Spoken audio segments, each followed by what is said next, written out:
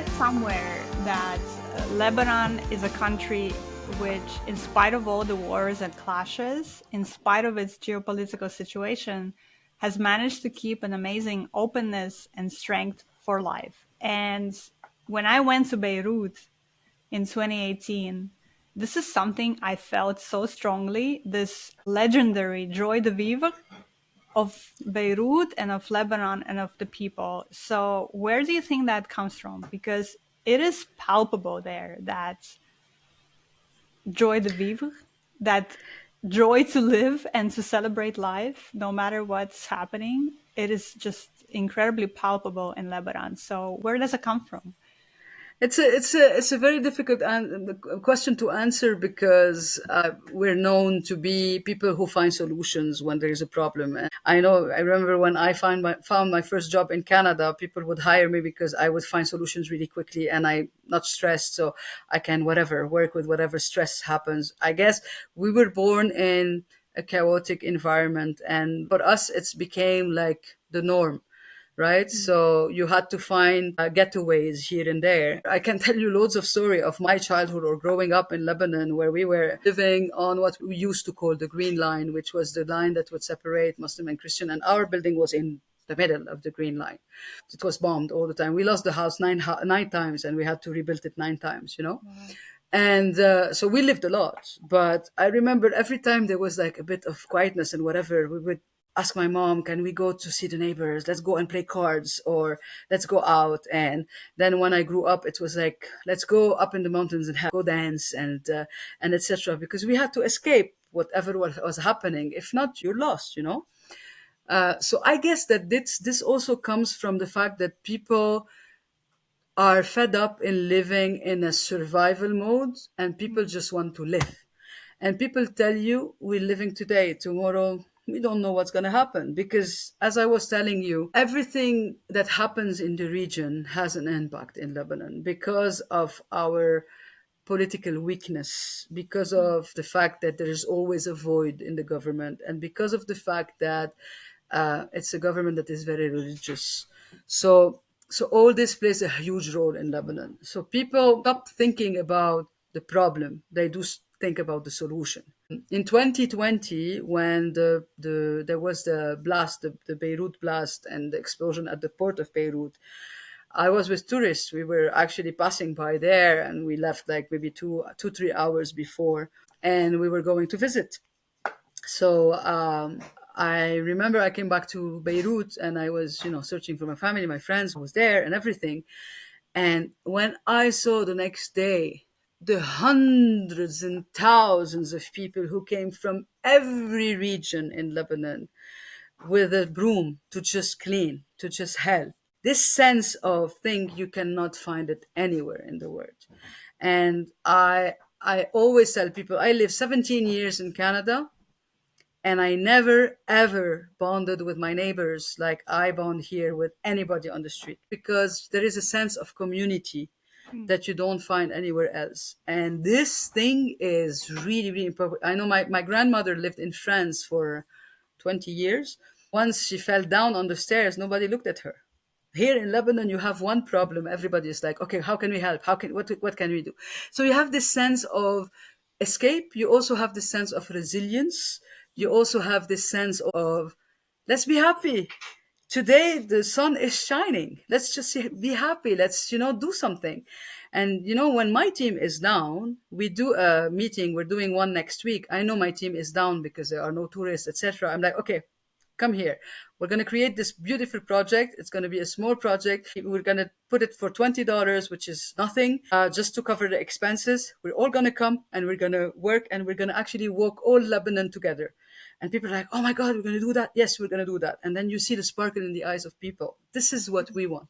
You always need to find a way to tell people, don't give up. We have a rich country. We have so many things that are beautiful. We have to collaborate. We have to work together. And I know that one day we're just going to be happy and free. One day. So that's how you have to think. That's so beautiful. That's so beautiful. I want to ask you then, how is Beirut doing now? So it's been 3 years since the blast. How is the city doing now? What extraordinary about Beirut, and when I look at it, it's a miracle. It's that 6 months after the blast, everything seemed to come back to normal. Because don't forget, you have a difference between the facade Mm. and what's really happening inside. So in 6 months, people worked all together to actually rebuild whatever they could so that it doesn't look like whatever happened.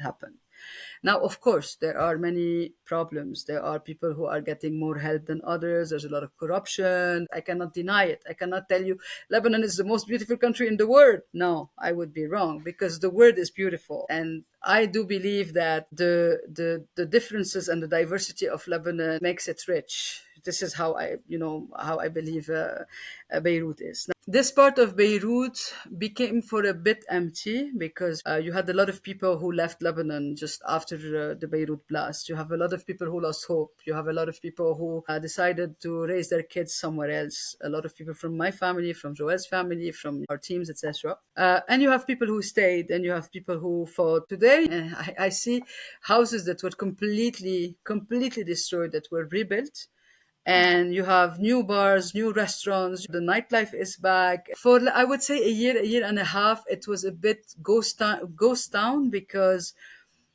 you would feel the energies of the sadness of people. You would feel the energy of first you didn't have any more lights because there was no electricity. So Beirut, who was always written all the time with a lot of lights and whatever, was like in the dark, and slowly it regained its life. And I think that the blast is now part of the story of Beirut. It is part of the history, and it is part of the everyday life of people.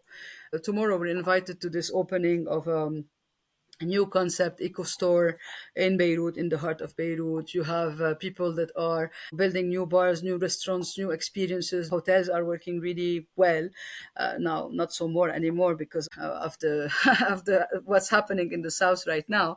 But it's like everyday life is back, right? And then we have October 2023, who took away this again from us, which is a bit sadness. I think the biggest sadness of Lebanon is you have a 2 years, you go up and everything is wow and perfect, and then you have a boom, and then it goes up and you have a boom.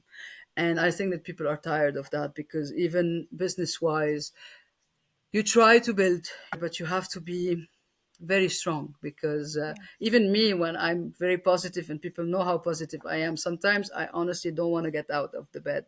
Sometimes I'm like, just please leave me alone. I want to stay under my sheets and not see anybody. I need to think. I need to rebuild myself so that I can be strong for others and for me. So it is not it is not it is not easy. It is not easy to always be positive. It is not easy. And the Beirut blast was not easy. It's still there. You walk through you look at the port. Yes, I do doctorism and I actually explain to people what happened and the different sides and the different stories and who think it's this and who think, because we will never know what really happened. And this is also the big enigma and the big mystery of Lebanon. Until today, you don't know how the war started, how it ended, who did what, and why. Because you have 65,000 different explanations for this, and nothing was ever solved. So I think this is the biggest problem of Lebanon. Nothing is ever solved.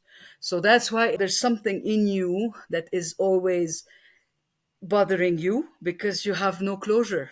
The book is never closed. The book is always open.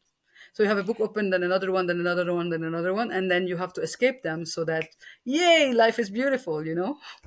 Yeah. Yeah, I can relate to that actually because for me, 2018 was a very strange year because in that year, I went to three countries around the world where genocide happened. I went to Rwanda, I went to Oof. Cambodia, Mm-hmm. and I went to Guatemala.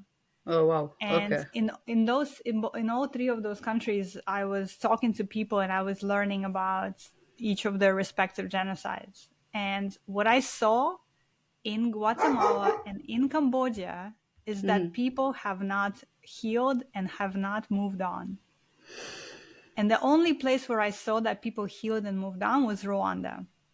Now you can discuss about Rwanda's political situation too, because it's also not straightforward. President has been in power for many, many, many, many Yes. years now, Yeah. President Kagame.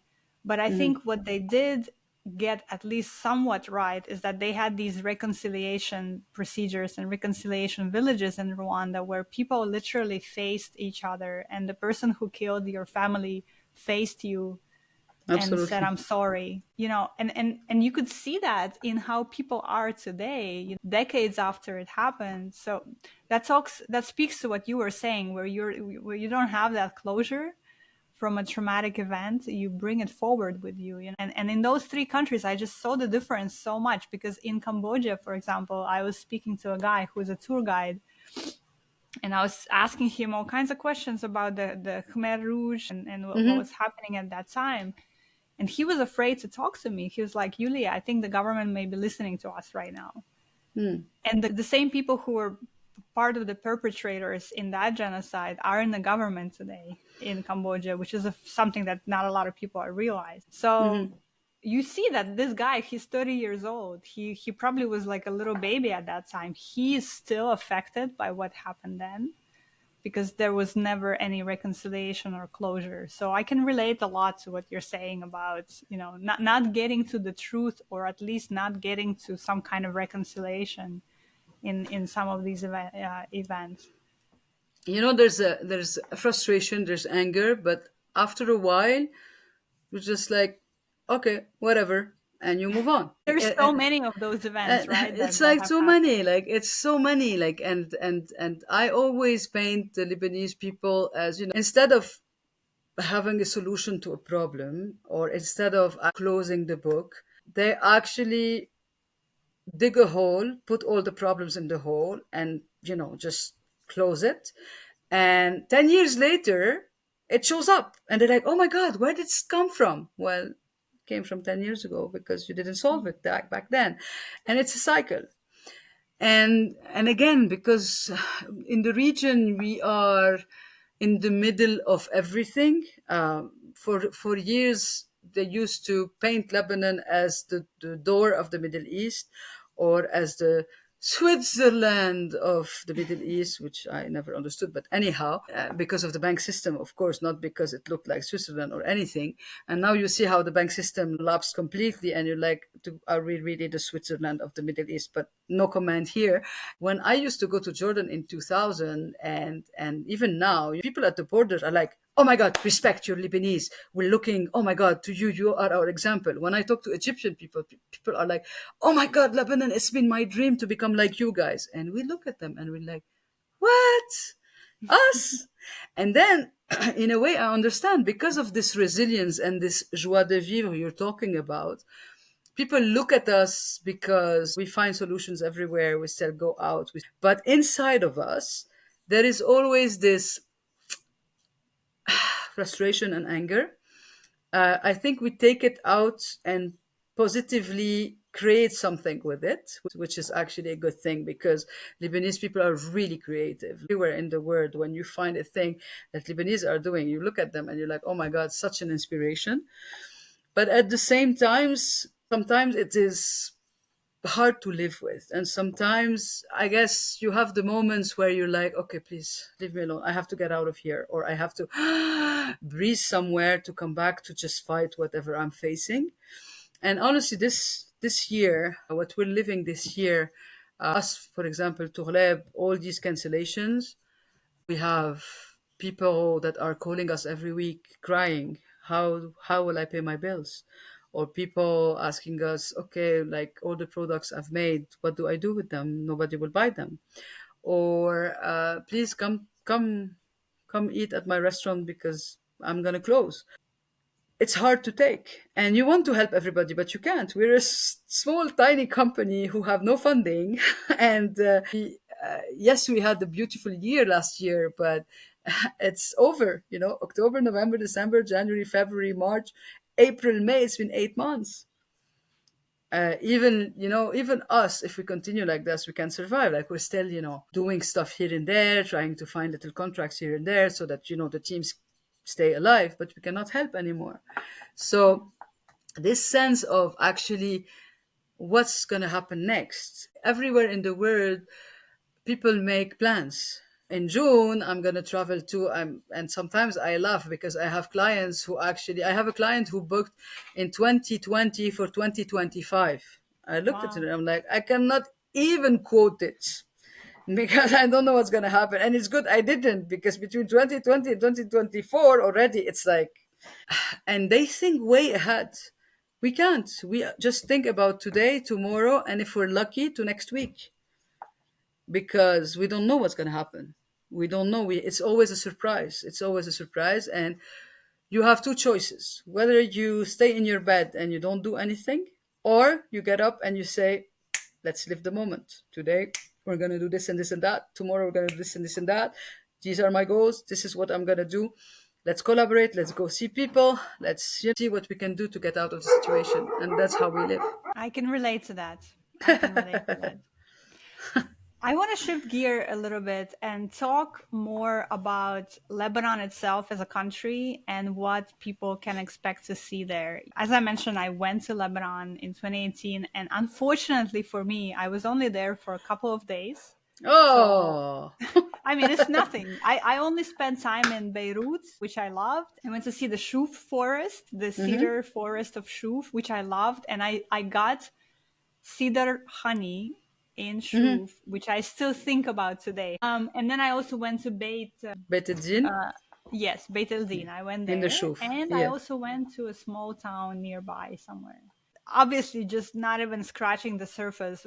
But what I really want to see in Lebanon are the incredible mountains, the valleys, the famous valleys of Lebanon, Bekaa, and others. I want to see the house where Khalil Gibran was born or lived. I don't know if he was born there or lived there at some point, but Both. Yeah. talk to our listeners a little bit about the country of Lebanon and what should a first time traveler see and not miss. I think it helps that Lebanon is quite small, right? It's relatively easy to see a lot in not a very long period of time. Lebanon is very, very diverse. It depends on what the traveler like or not like. That's why we love to customize. Each traveler is different. You have people that are more into history, other people that are more into adventure, nature, people that just want to see Venetian or Romans, or we even have tourists that come only to see the UNESCO sites. So you have really different ways of traveling in Lebanon. What I do believe, and again, this is my passion for Lebanon, and I made the choice to come back to Lebanon, not because I am from Lebanon, but because also I have this passion for Lebanon, and I have this love-hate relationship towards Lebanon that I think everybody relates to when you're Lebanese, because you love it so much, but you hate it so much at the same time, Mm. because there's so many things to love, but at the same time, it's so frustrating. But what can a traveler expect? So many different things. First of all, yes, Beirut, the capital, is very diverse. Depending on where you do or where you go to Beirut, you can actually see so many different things. And one of my travelers actually had a small text about Beirut and said, in Beirut, only when you walked from a neighborhood to another, you feel like traveling from a place to another, because it's so different. So Mm. depending on where you go to Beirut, you can see the rich society, you can see the middle class, you can see the poor class, you can see architecture that goes back to the Phoenician, to the Crusaders. You can also see 19th century houses. You can see the French Mandate, you can see the Ottomans. It's so diverse. Armenian Armenian people. neighborhoods. You can see Armenian neighborhoods. You can see also different culinary experiences and etc. So it's the capital. It is overcrowded, yes. It can be very trafficy. It can be very noisy, but it's also in winter, especially, this is where the nightlife also happens. So nightlife, I was telling you that people go out around 10, 11, and they stay up all night. And then you can do what I love to call bar hopping. So you can go from a bar to another, because they're all just on the same streets, and you can just actually just walk, and if you like, get drunk or whatever. Yes, we do drink in Lebanon. So this is very important. This is Beirut, but you also have different cities. If people like cities, you have different cities that are also very interesting. My favorite being Tripoli. Mm. Tripoli is the second biggest city in Lebanon. And it's my favorite because, as a photographer, it is just a wonder because people are so authentic. And you have what I call the new Tripoli and the old Tripoli. The old Tripoli goes back to the 13th century, 13th, Mm. 14th century, to the Mamluk era. So you actually can get lost in the old city and, walk for hours. And each time you go into different corners and all that. Even though I always tell people it's better to be with the local there because you will miss so many things. Because there are so many hidden stuff that you cannot even, see them Yeah. all. And you cannot see it in one day. It has to be like 3, 4 days to actually see the sea part and also the city. And there, actually, there you also have 11 small islands, please. When I say small island, the biggest one is 4 square kilometers, so it's not Wow. huge islands. But the Rabbits Island is really well known for summer. People go. It's actually a beach, sand beach, and you Wow. have all turtles that come and lay their eggs and everything. It's beautiful. It's a beautiful Mm. place to go and to spend summer there. So Tripoli is my favorite city. Really, my heart is there, even though I'm not from there. You also have Saida, for example. It's a bit different vibes than Tripoli, but where you can walk, etc.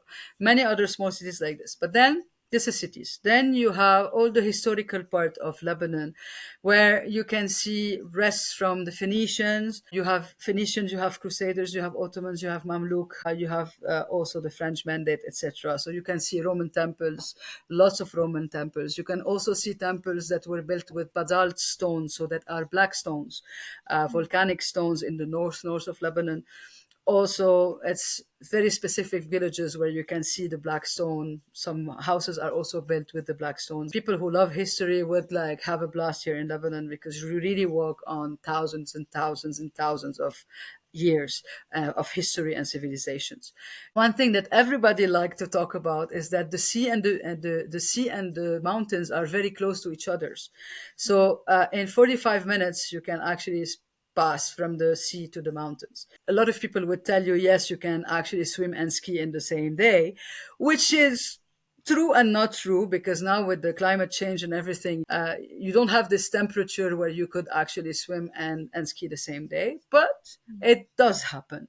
But the proximity is very interesting because Lebanon is built in a way, it's a very small country where you have the coast, you have the Mount Lebanon chain, you have the Bekaa Valley, and you have the anti-Lebanon chain. So you pass from a mountain to the plains, then to another mountain, then go down to the sea. So you have different also landscapes. Okay, Mm. for people who like walking or hiking or trekking, this is the place. I have a lot of Canadians who came to Lebanon and walked on something we call the Lebanon Mountain Trail. And the Lebanon Mountain Trail is a trail that is 472 kilometers from the mountain in the south to the mountains in the north. And then you spend time, can sleep in the villages, meet the locals, walk with the shepherd, Oh, I learn want to how do to that. cook. It's I beautiful. want to do that. It's How long beautiful. is the trail? How long if For you walk the whole trail? it would take, look, the fastest people who walked it was like 18 to 20 days, but Mhm. usually people walk it in a month and 2, 3 days. Okay. I'm a very slow walker. I walk a lot, but I like to take my time. I Me did too. the whole trail. There are only maybe a section or two I did not do yet, but it's beautiful, and every section is completely different. And you also have side trails. So every village also opened up side trails because you also have beautiful natural reserves. You have many natural reserves, actually 11 of them, and each natural reserve has a completely different view. So you have the cedar trees, you have the pine trees, you have the what we call the juniper tree. You have so many different trees. You have wild animals that you can actually see. You can see birds. You can do bird watching, but also you can be more adventurous. You have people who do kayaking. You can paraglide. You have people who also like. Very adventurous, like living like the Bedouins and camp, walk and camp. So the trekking and camping and etc. We have people who are specialized in this. You have lots of caves. Lebanon, and especially Mount Lebanon, is very well known for the caves, limestone caves. We have more than 700 caves, the biggest one being the Jeta caves. And You have some of them who are not very accessible to the public, so you have to learn how to use the ropes and everything. You have climbing, you have so many different things. You have beaches everywhere. You also have lakes. You have very well known lakes. You have lesser known lakes where you can actually hike and see. You have waterfalls everywhere, so you can also have waterfalls. We have bridges that are natural bridges. For example, the tree pond bridges that you can find in the north of Lebanon. Everybody wants to go and see them now, but they used to be hidden before. Now it's becoming an attraction, but before it was really hidden. Of course, the food. I always give the example of kibbeh. Mm. Kibbeh is actually this meat that from the north to the south that you cook completely differently. You can eat it 15 different ways. You can eat it raw, you can eat it with pine nuts inside, you can eat it like small balls, you can eat it flat. So the food is so diverse that you also have traditional food that you cannot see in Beirut that you would see outside of Beirut. We have a lot of locals who come with us to just learn about the food. Next week, for example, we're doing an experience of what we call freekeh. And freekeh is the Mm. green wheat. And people are going to learn how to cut the green wheat, how to dry them, how to roast them, dry them again, and cook them, and what are the different recipes of the north. And they're not the same than the south, because in the north they kept them whole, and in the south they tore them into small pieces. So all this is Lebanon. And Lebanon, yes, it is small. It's very small distances, but there are no real highways. So it takes time. So when Mm. you think that, for example, it's 48 kilometers, it won't take an hour. It can take up to 4 hours, depending on what kind of 48 kilometers you're taking. If I'm driving by car somewhere or exploring by car, I would prefer roads like this rather than a highway that just takes you Yeah. boringly from one place to another, because I think there's some kind of allure in Yeah, that I sort agree of with you. road. Some people don't, but I agree with you. By the way, it is very safe for women to solo travel. We have a lot of solo women travelers. Sometimes women want to be with us on a trip or whatever, but not the whole trip. So they choose 1, 2, 3 days, 4 days, and we do the counseling for them, and we actually do the whole trip for them. And if they need anything, we're here to answer their questions and everything. We never had any problem with any women working alone on the street or being in a region or whatever. And we just give counseling, telling them this region is a bit more sensitive. So we try to give counseling as much as we can for women. But what is a bit more difficult in Lebanon are transportations. You have the public bus that is really good and well, and the route is really well on the coast. But the problem is when you want to go up in the mountains, then the transportation are or or very slow or non-existent. So for that, you have to hire a car or to rent a car or to have a driver with you. And I always prefer to tell people take a driver because it's time consuming, because the roads are not really well indicated, and sometimes the GPS, especially now in this period, doesn't work all the time. Now you know that the GPS are scrambled right now because of what's happening in the south. Hmm. Lebanon is has it all. It has it all. Honestly, it has it all except the One thing, desert and the camel. except the desert and the camels, yes, thank goodness. One thing we didn't mention yet are the wineries. Oh yes. Oh, I told you we drink in Lebanon. I told you we have bars everywhere, but it's true. I didn't talk about how we have a lot of producers of wine, of arak, which is the national drink, and it's a bit like the ouzo in Greece. Hmm. It's a bit also made of grapes. It's a bit strong. So we have different kind of wines. We have red wine, white wine, rosé, but we also have blue wine. Mm. Aha, Blue blue wine. wine. What is a blue Yes. wine? You have blue wine. You have to come and taste it. So you have blue wine too. And then you have the arak. But also now, since COVID, I told you Lebanese people are very creative and everything.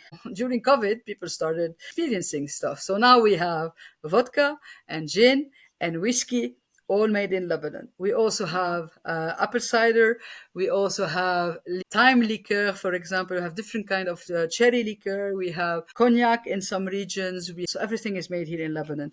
We Mm. started in Lebanon by having 5, 6, 7 wineries that were really well known and good.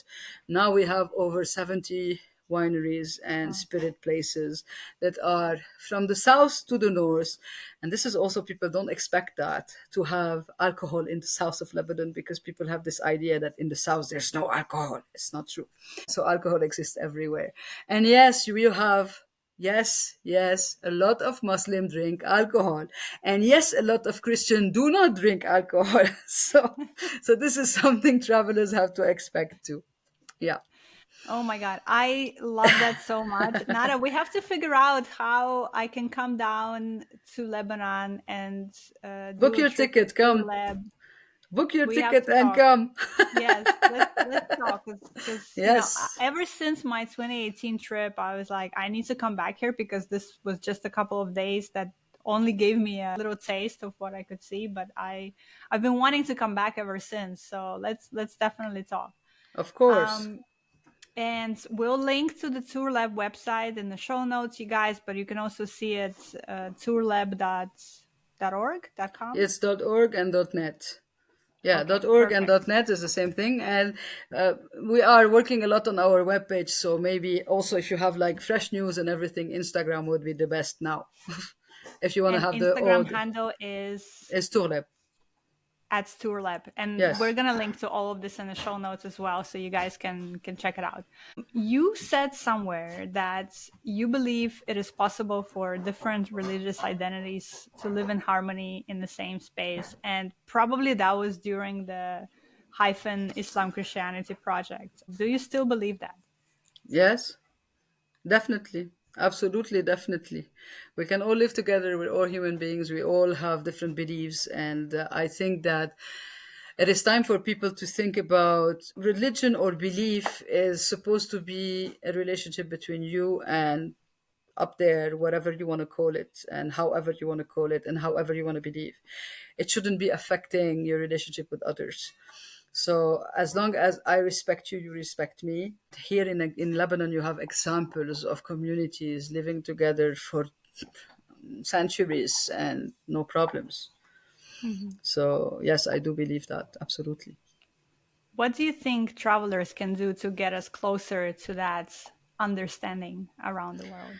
Well, by visiting Lebanon already, you can actually have examples of how people live together. So we offer a lot of experiences in different villages where you can definitely see how people live together, and you can actually feel it and sense it. And if you just come and walk on the street, you will see somebody who's completely veiled, somebody who has no veil, somebody who's on a bikini, and they're all neighbors and they're all in the same group. I was born in a family where my father is a doctor, and he always said, we are all humans.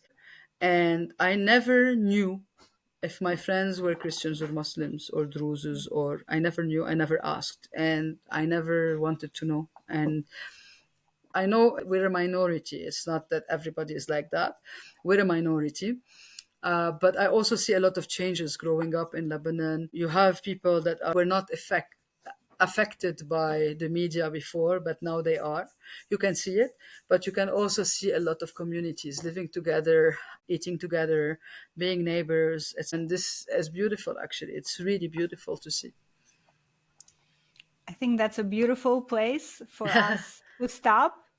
And the rest of the conversation will have to take place in person in Lebanon Yes, I very soon. agree. 100%. Just to kind of put the final point on this, it is safe to come to Lebanon right now. It is safe to come to Lebanon right now. It is until today. I always tell people, talk to us ahead, and you always have to know that the situation can change.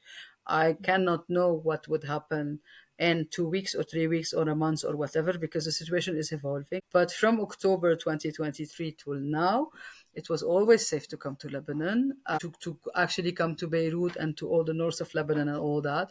It is risky in some places in the south of Lebanon, and it is very, very risky to go way in the south and on the borders. All right. But the whole, if you want, idea of Lebanon, I always tell people, we will give you a 95% of safety in Lebanon, because we have contacts everywhere in Lebanon and we will know ahead of time what's happening, etc. There's always a 5% chance we don't know. But Mhm. for now and until now, we have had tourists that come. We have a couple of tourists now. Now we have actually today Canadians that are walking on the Lebanon Mountain Trail right now and doing two sections for 3 days. They feel completely safe. They are very happy. It's two women alone with a women guide, a women mountain guide, and they're having the time of their life. But always keep in mind that situation can evolve, and we are here to actually be a bridge between what's happening and the traveler.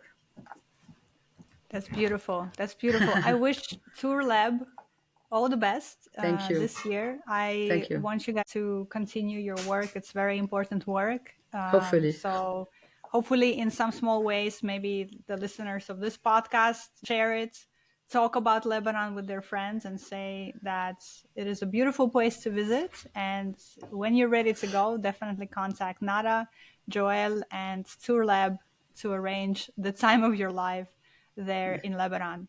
Two final Thank you, Yulia. questions. Yes. Two final questions. What gives you hope and which place you're going to next? Wow. What gives me hope? I think what gives me hope is the sparkle I see in the eyes of people when we do something. What gives me hope is people who recognize whatever we are doing and know that we can not change the world, but we can change small little things, and small little things can be happiness for a lot of people. This gives me hope a lot.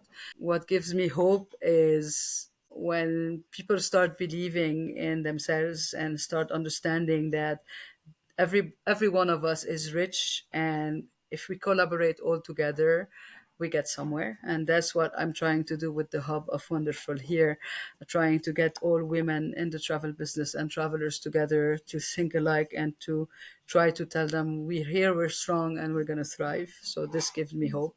What place am I going next? You mean here in Lebanon, or you mean as Tourleb, or you mean as a trip, or you mean what? The next place you're traveling to, it can be Mar Mikhael neighborhood in Beirut, or it can be another country, whichever one you're leaving your house for next. Oh wow, I live in my car, so this is a bit difficult. Everywhere, every day. I'm not somebody who stays in my house, even though I love my garden, and this is the way I also find my escape. I have 6 dogs and my garden, and my dogs are my babies. So we also rescue dogs. Gardening is my passion, that's for sure. But next we are gonna walk in the mountain of Khanshara. We are also preparing the freekeh event in the far north of Lebanon. And my next trip is going to be to the IWTTF in London in June. Oh, So this is going to be my next trip, since I just came back from France like 2 days ago. So yeah, for me, traveling is in my soul. So I will continue traveling inside and outside the country. And I think that also what gives me hope is to know that I don't know everything, and learning is on my everyday agenda. So I want to learn. I'm eager to learn and to learn and to re-question and to learn and to change and to all this. And by traveling, you can do that. Nada, it's such a pleasure speaking to you today. I Thank you, really Yulia. enjoyed our conversation, and I hope to see you in Lebanon in person next, very Yes, soon. very soon. So next, I'm waiting for you. This is my next. Thank you so much for coming. Thank you. Thank you, Yulia.